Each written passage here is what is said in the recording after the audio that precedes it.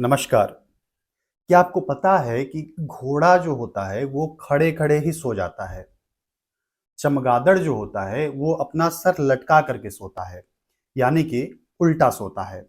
और डॉल्फिन जो मछली होती है वो सिर्फ अपना एक आँख बंद करके सोती है। यानी कि सभी जीव सोते ही हैं, ऐसे ही मनुष्य भी सोता है। लेकिन मनुष्य बिस्तर पर आराम से सोता है। उसके पास अपना एक कमरा होता है, लेकिन वो कमरा यदि अस्त-व्यस्त हो, तो व्यक्ति सही से नहीं सो पाएगा।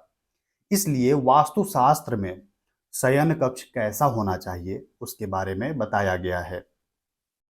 क्योंकि आप जब दिन भर थके-हारे काम करके घर वापस आते हैं, फिर जब सोने जाएँ तो आराम से सो सकें, इसलिए वास्तुशास्त्र में इसके बारे में बताया गया है।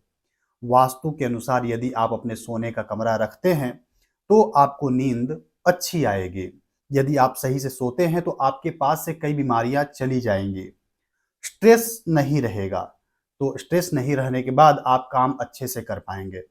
तो आइए वास्तुशास्त्र में क्या है इसके बारे में उसको समझते हैं। शयन कक्ष आपके घर में पश्चिम दिशा की ओर या फिर दक्षिण दिशा की ओर होना चाहिए। शयन कक्ष सजा हुआ होना चाहिए, सुंदर दिखना चाहिए, साफ सुथरा होना चाहिए। इस कमरे में घड़ी होना चाहिए। यदि पुस्तकें पढ़ते हैं तो पुस्तक भी रख सकते हैं, टीवी लगवा सकते हैं। इस कमरे में खिड़कियां अवश्य लगवाना चाहिए। घर के जो मुख्य व्यक्ति हैं, यानी कि उस घर के जो मुखिया हैं, उनका कमरा नैऋत्य कोण में होना चाहिए। इसे ऐसा इसलिए रखा जाता है कि दशों दिशाओं में नैऋत्य कोण जो होता है वो करुणामयी दिशा कहा जाता है। इस दिशा में बुजुर्गों का कक्ष होने से घर के सदस्यों पर उनका प्रेम और ज्यादा होता है। शयन कक्ष में पलंग ऐसे बिछाना चाहिए कि पूर्व और पश्चिम दिशा की ओर जगह खाली रहे। शयन कक्ष आग्नेय कोण में कभी भी नहीं होना चाहिए। बेड भी आग्नेय कोण में नहीं होना चाहिए। शयन कक्ष में साज श्रृंगार के साधन, दर्पण, गाने बजाने वाले संसाधन, ये सब रखे जा सकते हैं। लेकिन कभी भी शयन कक्ष में देवी देवताओं की फोटो मूर्ति आदि नहीं लगाना चाहिए। मंदिर और भगवान के फोटो के बारे में एक पहले हम वीडियो बना चुके हैं, जिसका लिंक डिस्क्रिप्शन में है। शयन कक्ष की जो दीवारें हों उनका रंग सफेद, जामुनी, नीला या फिर गुलाबी होना चाहिए।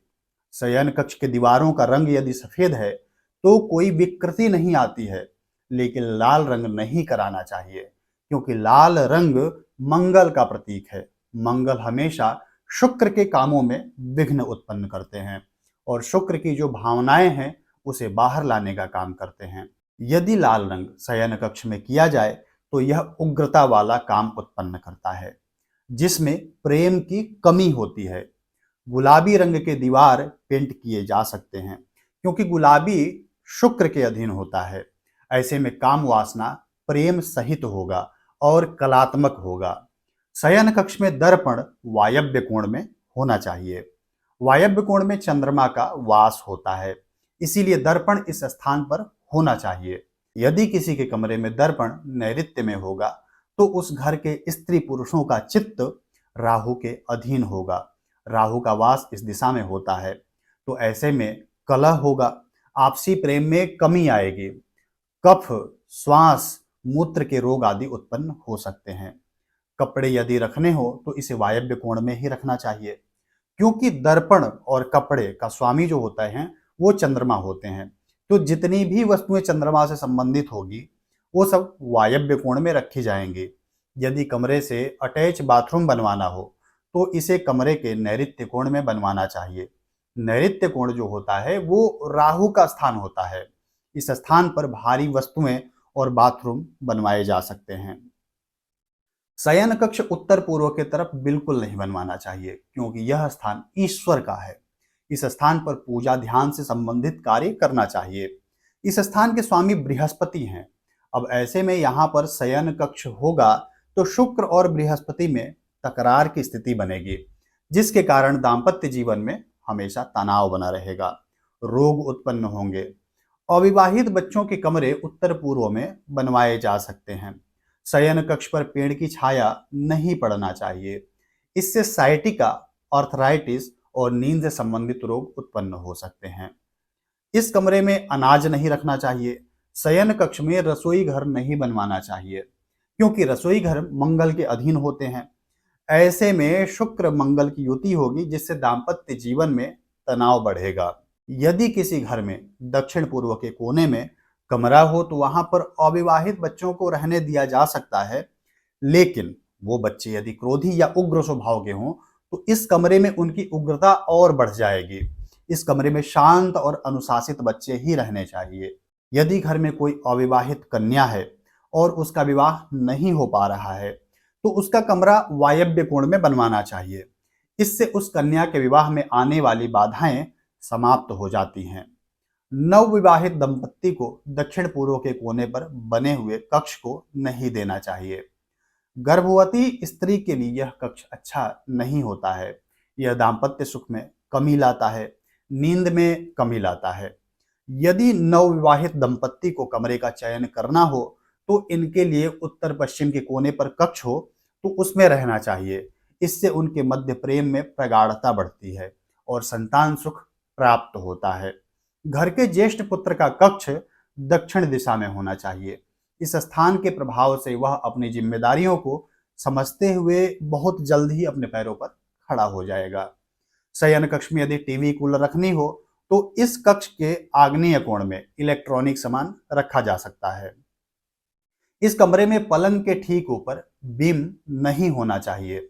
यदि बीम बीच में है तो उसके नीचे फॉल सीलिंग करवा सकते हैं। इस कमरे में जो ड्रेसिंग टेबल होगा वो उत्तर दिशा में होगा, लेकिन पूर्व में मुंह करके होगा। घर में पैसे, ज्वेलरी या तिजोरी हो तो उसे शयन कक्ष में नहीं रखना चाहिए। यदि बहुत आवश्यक है कि रखना ही है तो इसे नैऋत्य में या दक्षिण में रखें और इसे खोलते हुए इस तिजोरी का मुंह उत्तर की ओर खुले, ऐसा रखना चाहिए। शयन कक्ष में यदि पढ़ने के लिए टेबल कुर्सी रखनी हो तो इसे पश्चिम या नैऋत्य में रखें और ऐसे बैठें कि आपका मुख पूर्व या फिर उत्तर दिशा की ओर हो। यदि आपका घर कई मंजिल है तो घर के जो मुखिया होंगे उनका कमरा नैऋत्य कोण में होना चाहिए। शयन कक्ष में पलंग दरवाजे के पास नहीं होना चाहिए। ऐसा होने से मन में अशांति रहती है। पलंग को दीवालों से थोड़ा छोड़ करके रखना चाहिए। पलंग और दीवार के बीच में हमेशा गैप होना चाहिए। घड़ी पूर्व, पश्चिम या फिर उत्तर की दीवार पर लगाना शुभ होता है। यदि एक पलंग हो और उस पर दो गद्दे हों तो उसे हटा करके सिंगल गद्दा ही लगाना चाहिए, क्योंकि जब दो गद्दे होंगे तो दाम्पत्य जीवन में तनाव की स्थिति उत्पन्न होगी। शयन कक्ष में ज्यादा खूंटियां, जाले या फिर दीवार पर ज्यादा कील नहीं होना चाहिए। अपने बिस्तर के सिरहाने फूलों का गुलदस्ता रख सकते हैं। शयन कक्ष का दरवाजा एक पल्ले का होना चाहिए। इस कक्ष में अलमारियां, शोकेस आदि पश्चिम या फिर दक्षिण की दीवार की ओर होना चाहिए। शयन कक्ष में अपने पूर्वजों के चित्र, हिंसक पशु पक्षियों के चित्र या फिर युद्ध आदि के चित्र नहीं लगाना चाहिए। इस कक्ष में ऐसे चित्र होने चाहिए जो देखने पर सुखद अनुभूति कराते हों। घर में शयन कक्ष शास्त्र द्वारा बताए गए तरीकों से यदि आप रखते हैं और ऐसे ही सजाते हैं तो आपको शयन कक्ष से संबंधित लाभ मिलेगा। नींद सही से आएगी। आपको तो पता ही होगा कि जिसको अच्छे से नींद आती है तो उससे कई सारी बीमारियां दूर हो जाती हैं। ऐसे शयन कक्ष होने से दाम्पत्य सुख में वृद्धि होगी, संतान सुख की प्राप्ति होगी। आज के लिए बस इतना ही। ओम नमः शिवाय।